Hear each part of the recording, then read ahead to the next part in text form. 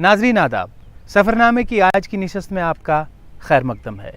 हिंदुस्तान एक तारीखी अहमियत का हामिल है और साथ ही आज के जदीद दौर में मुल्क ने जदीद साइंसी और तरक्की की वजह से बहुत ही अहमियत हासिल की है।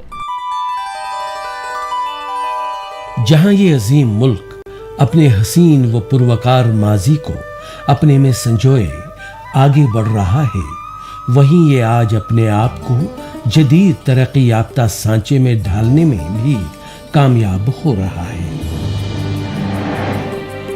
एक तरफ यहां आगरा, लखनऊ और अमृतसर जैसे कदीम शहर आबाद हैं, तो वहीं चंडीगढ़ जैसे शहर भी जो एक नया हिंदुस्तान तामीर करने की एक अलामत है। मुल्क की आजादी के बाद हिंद में जो नए जदीद और प्लान्ड शहर बसाए गए, उनमें चंडीगढ़ सबसे सरफहरिस्त है। राजधानी दिल्ली से लगभग 246 किलोमीटर की दूरी पर वाक़ा चंडीगढ़ वाकई नए भारत के लिए देखे गए मुल्क व कौम के ख्वाब की ताबीर की तरह हमारी आंखों को फरहत और दिल को सुकून बख्शता है।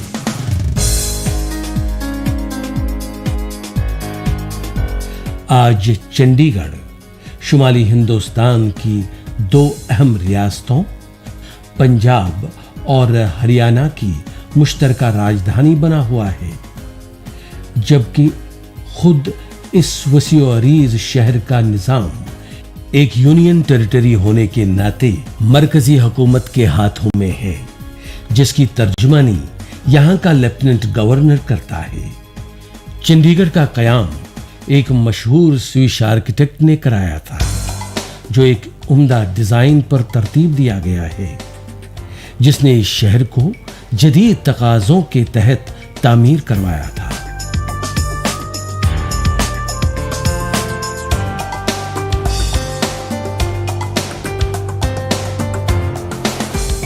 आज भी इस शहर का फैलाव व तामीर व तजदीद उस रफ्तार से जारी है, और जहां उसके हदूद एक तरफ से पंजाब, हिमाचल से मिलते हैं, वहीं दूसरी तरफ से ये हरियाणा से मिला हुआ है।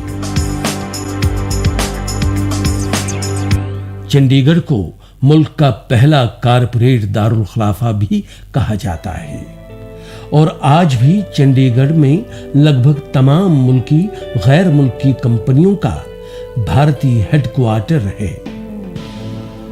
प्राइवेट सेक्टर के कारपोरेट हाउसेस का मरकज होने के अलावा चंडीगढ़ में पंजाब व हरियाणा दोनों रियासतों के सरकारी दफातर और सेक्रेटेरिएट भी वाक़ा हैं। इसके अलावा भारत सरकार के लगभग सारे महकमों के शुमाली खित्ते के दफातर व हेडक्वार्टर भी चंडीगढ़ में ही कायम किए गए हैं, जिसकी वजह से चंडीगढ़ को और भी अहमियत हासिल हो गई है।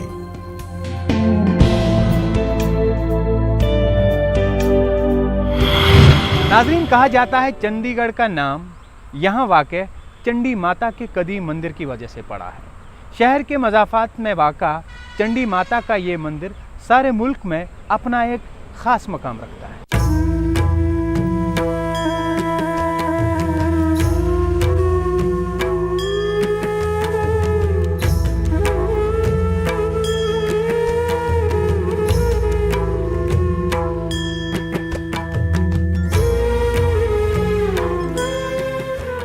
चंडी माता का मंदिर ये बहुत पुराना मंदिर है। ये शक्तिपीठ में आता है। यहाँ पे चंडी माता ने महिषासुर राक्षस का वध किया था। ये महिषासुर मर्दिनी का मंदिर माना जाता है। यहाँ पे पांडव आए थे, पांडवों ने यहाँ पे तपस्या की अज्ञातवास में, और इसी के नाम से चंडीगढ़ बनाया गया। यहाँ पे डॉक्टर राजेंद्र प्रसाद देश के पहले राष्ट्रपति यहाँ पर आए थे, जिन्होंने यहाँ पे चंडीगढ़ शहर बसाने की ठानी है। ठीक है, और इसी के नाम से चंडीगढ़ शहर बसा। यहाँ पे ये चंडी माता का मंदिर माना जाता है। यहाँ पे पास में ही किला है जो राजा भगवान सिंह ने बनवाया था, उसको गढ़ बोलते हैं। इस तरह चंडीगढ़ बना है।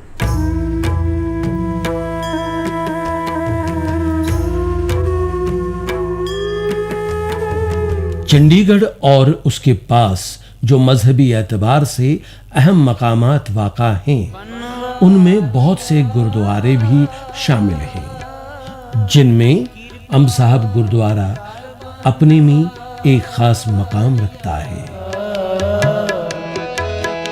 बनवारिया कृपा कर बनवारिया कृपा कर बनवारिया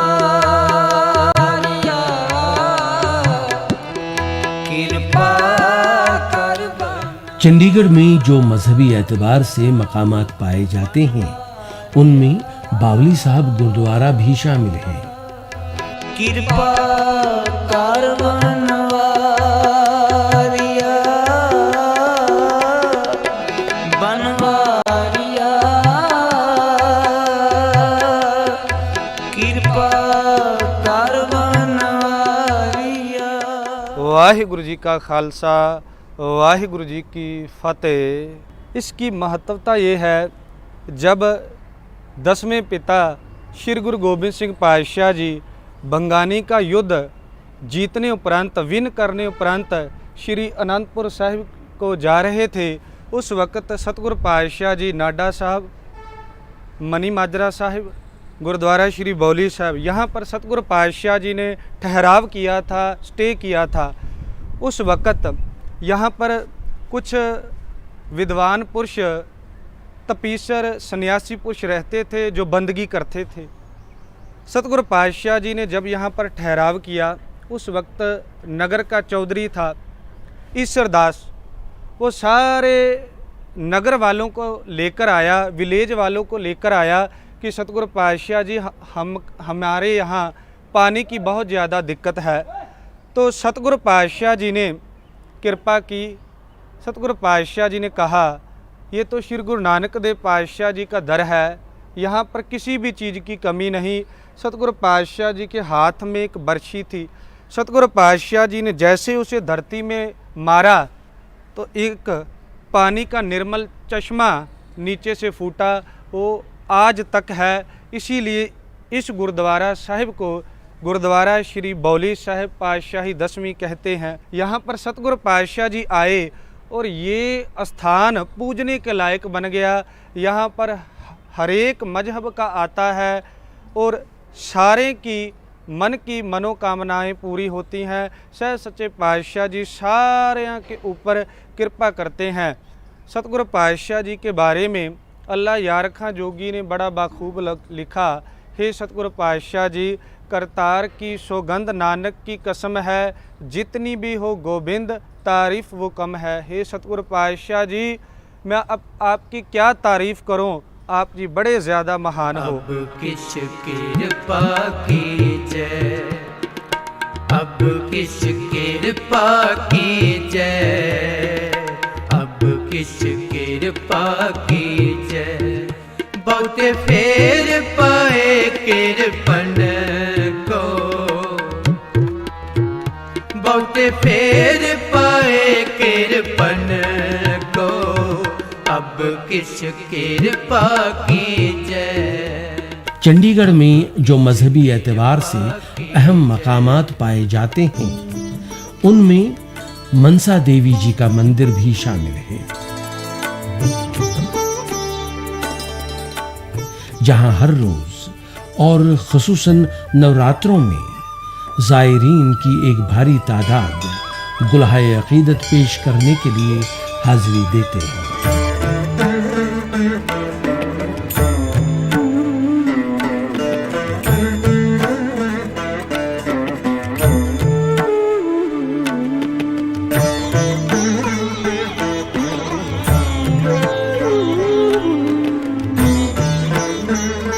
बहुत ही अच्छा मंदिर है और धार्मिक स्थल है।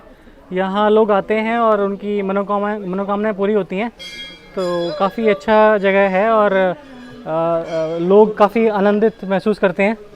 तो आके काफ़ी खुशी महसूस हुई। हम दिल्ली से आए हैं और काफ़ी अच्छा लग रहा है, मौसम भी काफ़ी अच्छा है और काफ़ी मज़ा आया। तो आगे भी आएंगे और काफ़ी अच्छा महसूस हो रहा है।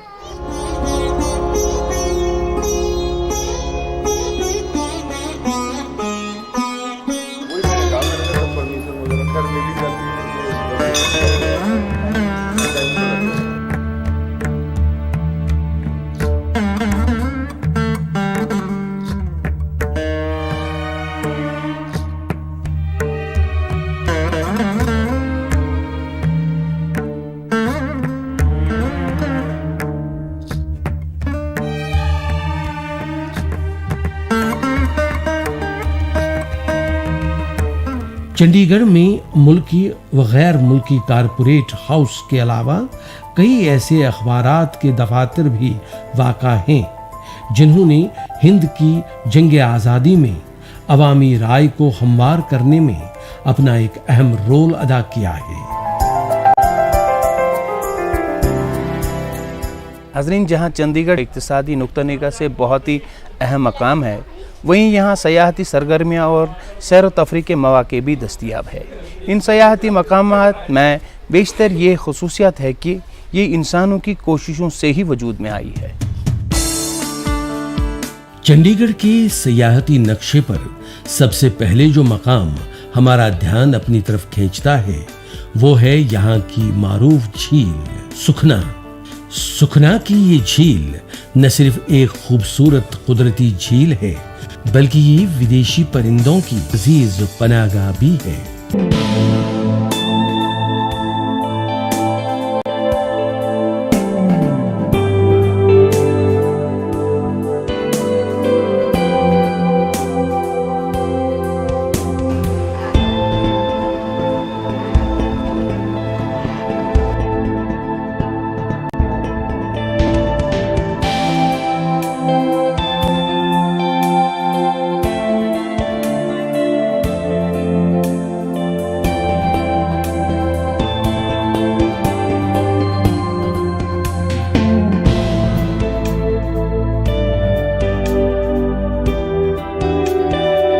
सर ये यहाँ पे इस चीज़ का नाम सुखना झील है।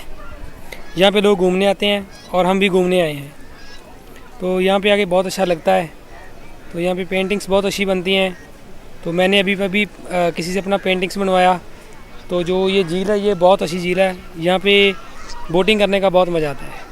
अच्छा, गवर्नमेंट ने इसको बहुत साफ़ सुथरा किया है, तो लेकिन हम इसको और साफ़ सुथरा कर सकते हैं।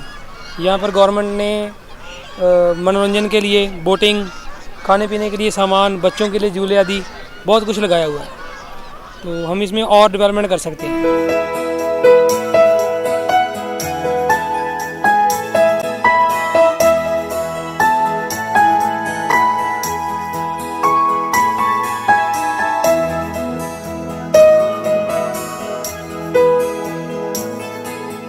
चंडीगढ़ को मशहूर करने में यहाँ के ज़हीन और हसास बाशिंदों का भी बड़ा हाथ है, जिन्होंने अपने दिमाग और ऊंची सोच से बेहद हैरत अंगेज कारनामे कर दिखाए। इन्हीं मकबूल कारनामों की एक कड़ी है नेकचंद की नेक और मेहनती काविशों का शाखसाना रॉक गार्डन। रॉक गार्डन दरअसल चंडीगढ़ शहर से निकलने वाले कूड़े और कचरे के इस्तेमाल से वजूद में आया है।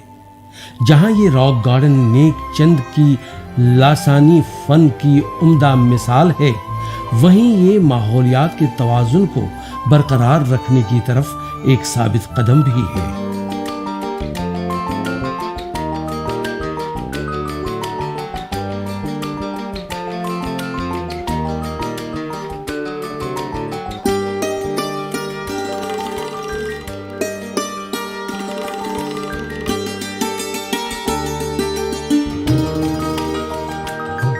ये गवर्नमेंट की ज़मीन थी जी सारी। मैं पीडब्ल्यूडी में नौकरी करता था, तो नौकरी करते मुझे पता था इस जगह पे, और पीडब्ल्यूडी की हुआ करती थी खाली जगह जितनी होती है। इस जगह पे कोई बिल्डिंग नहीं बननी, कुछ नहीं बनना, तो मैं वहाँ ऐसे ही बैठ गया यहाँ पे। पहले तो शुरू में 18 साल तक मैं अकेला ही था। शाम को 5 बजे के बाद हम भागता था, 4 घंटे डेली काम किया करता था। अपने साइकिल पे माल ढोता था, अपने साइकिल पे घर को जाता था।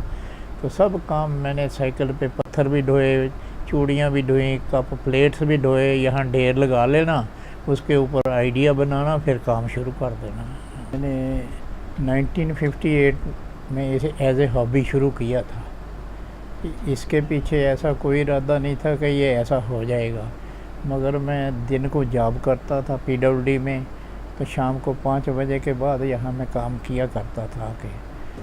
तो करते करते 18 साल करता रहा मैं 4 घंटे डेली करता था मैं काम। और इसके पीछे ये कोई इरादा नहीं था कि ये ऐसा रॉक गार्डन भी बनेगा, ये लोग देखेंगे इसको। फिर सरकार को पता लग गया, इन्होंने देखा तो इनको पसंद आ गया, इन्होंने रिकॉग्नाइज़ कर लिया इसको। फिर 76 में पब्लिक के लिए खोल दिया गया। मुझे पद्मश्री मिला जी, उस वक्त तो इंदिरा गांधी जी थे प्राइम मिनिस्टर। उसके बाद और बड़े बाहर से बड़े अवार्ड मिले। सबसे पहले मुझे पेरिस में गया, वहाँ की कंट्री ने 1980 की बात है। फिर जर्मन, स्पेन, नेकचंद फाउंडेशन बनी हुई है, अमेरिका में भी, लंदन में भी। तो ये अवार्ड ही हैं सारे।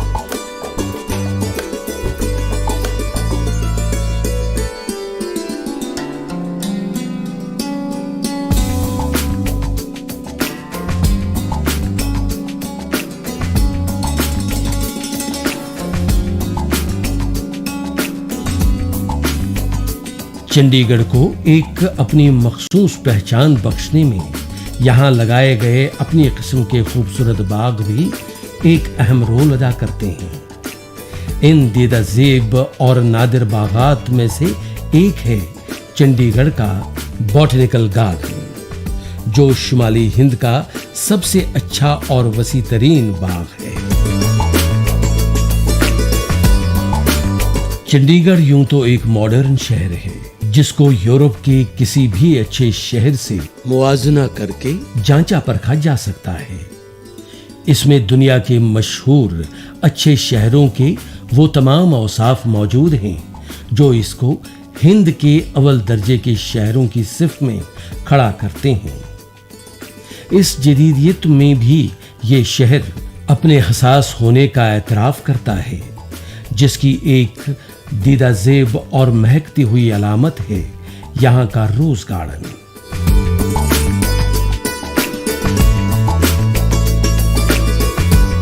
इस गुलाबों के बाग में दुनिया के लगभग तमाम अक़साम के गुलाब के फूलों की क्यारियां सजी हुई हैं।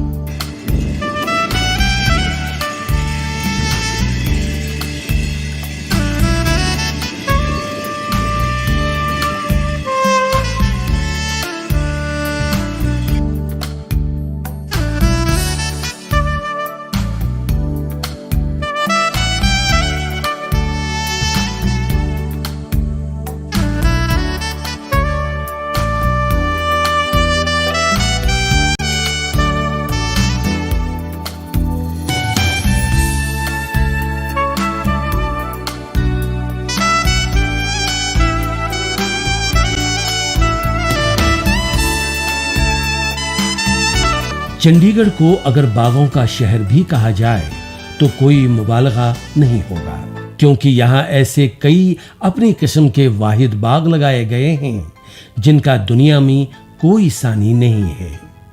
इन्हीं नादिर बागात की कड़ी में एक और नाम है गार्डन ऑफ फ्रेग्रेंस, यानी खुशबुओं का बाग, जिसमें तरह तरह के खुशबू वाले पेड़ पौधे लगे हुए हैं।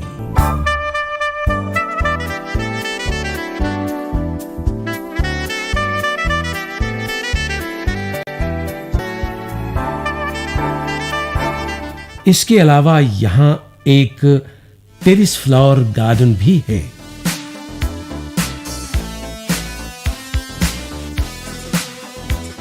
जिसमें एक मखसूस अंदाज में मरहलों में फूलों के पेड़ सजे हुए हैं।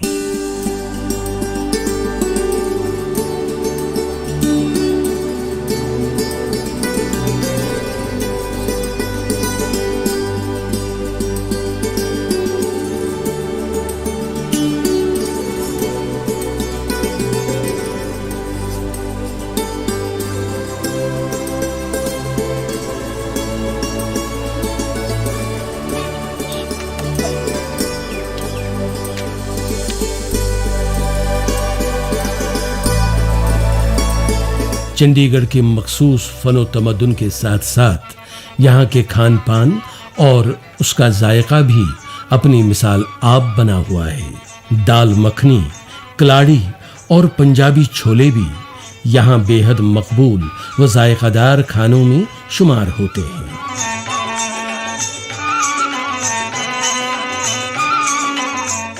पालक पनीर व बाजरे की रोटी भी चंडीगढ़ की बेहतरीन ज़ियाफ़तों में शुमार होती है। पंजाबी लच्छेदार पराठा भी चंडीगढ़ में बड़े चाव से बनाए और खाए जाते हैं। इसके अलावा चंडीगढ़ का चिकन टिक्का और अमृतसरी मछली भी यहाँ के खास जायकेदार ज़ियाफ़तों में शुमार होती है। आज चंडीगढ़ बाकी मुल्क और दुनिया के साथ कदम से कदम मिलाकर तरक्की की मंजिलों की तरफ रवां दवां दिखाई दे रहा है। दोस्तों, सफ़रनामे की आज की किस्त ख़त्म करने की दीजिए इजाज़त। अगली निशस्त में मिलेंगे आपको एक नए शहर में जो पहाड़ियों पे बसा हुआ है। हाँ, बिल्कुल सही जाना आपने, वो है शिमला शहर। तब तक के लिए शब बख़ैर।